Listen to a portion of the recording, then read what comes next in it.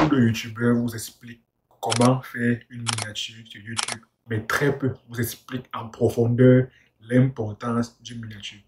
Et c'est donc ce que je vais faire dans cette vidéo.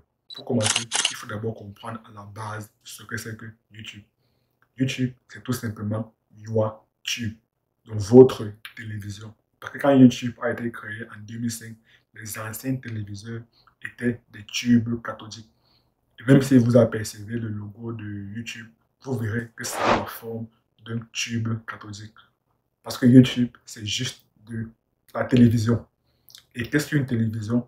Une télévision, c'est un outil de divertissement. Donc YouTube, c'est une plateforme de divertissement.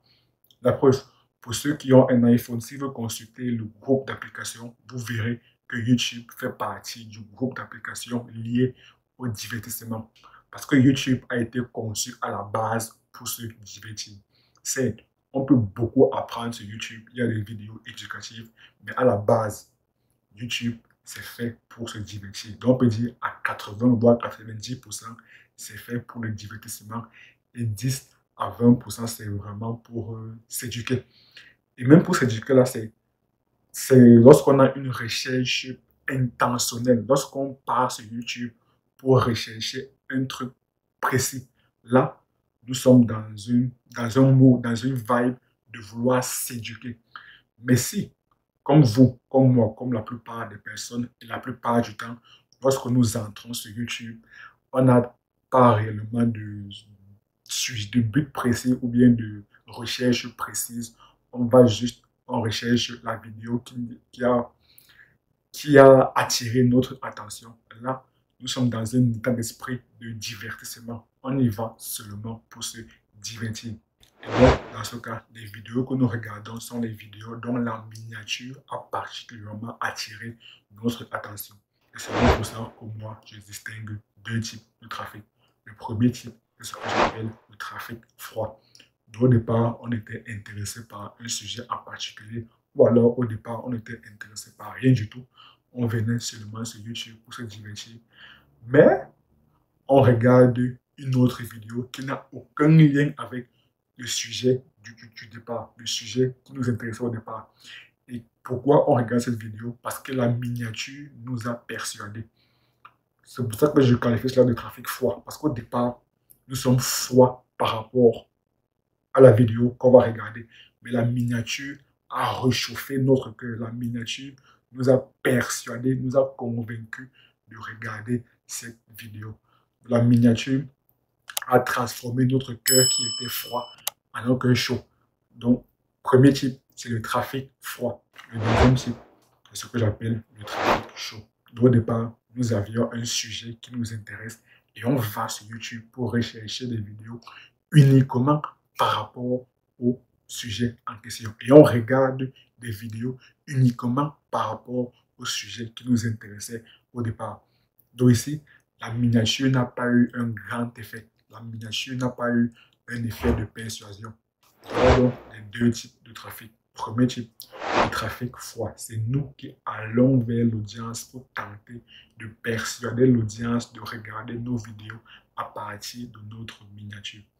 Et ici, YouTube est une grande aide parce que YouTube va proposer nos vidéos, notamment sur la page d'accueil, sur les vidéos à côté d'autres vidéos, ce qu'on appelle les suggestions de vidéos de notre audience. Par contre, ici, la concurrence est beaucoup plus élevée parce que nous faisons face non seulement aux concurrents de notre niche, mais aussi aux concurrents d'autres niches parce que nous sommes vraiment projetés en avant sur la page d'accueil de notre audience et sur les suggestions de vidéos. Donc ici, il va falloir que la miniature soit réellement intrigante parce que c'est ici, la miniature, c'est réellement ça, notre force de frappe. Si on a une miniature très intrigante, alors on aura une force de persuasion beaucoup plus élevée et il sera beaucoup plus facile de convaincre l'audience de regarder notre vidéo parce que c'est ici, nous allons vers l'audience. Le deuxième type, c'est le trafic chaud. Ici, c'est l'audience qui vient vers nous parce qu'au départ, l'audience était déjà intéressée par notre thématique et elle est allée sur YouTube pour rechercher des vidéos par rapport à notre thématique. Donc, l'audience vient vers nous. Et par conséquent, la miniature a un impact réduit par rapport au trafic froid. Et maintenant, vous me demanderez quel type de trafic choisir. Devrait-on choisir le trafic froid où c'est nous qui allons vers l'audience, ou alors devrait-on choisir le trafic chaud où c'est l'audience qui vient vers nous? En fait, la réponse est simple. Une bonne vidéo de YouTube, une vidéo qui est bien référencée sur YouTube, c'est une vidéo qui a à la fois les deux trafics. Donc le trafic où c'est l'audience qui vient vers nous à travers notamment les vidéos qui sont référencées sur la barre de recherche de YouTube, uniquement sur la barre de recherche de YouTube. Et également le trafic froid où c'est YouTube qui propose notre vidéo, qui fait la publicité gratuite de notre vidéo. Parce que n'oubliez pas, nous sommes créateurs de contenu sur YouTube. Et ce serait dommage de ne pas en profiter du fait que YouTube propose notre vidéo, fasse la publicité gratuite de notre vidéo sur l'audience qui existe déjà. Donc la réponse à la question, c'est les deux. Il faudrait choisir le trafic chaud et le trafic froid. Par conséquent, il faudrait réaliser des miniatures intrigantes, des miniatures qui suscitent de la curiosité, non seulement pour convertir le trafic froid en trafic chaud, mais aussi pour rendre le trafic qui était déjà chaud à la base encore plus chaud.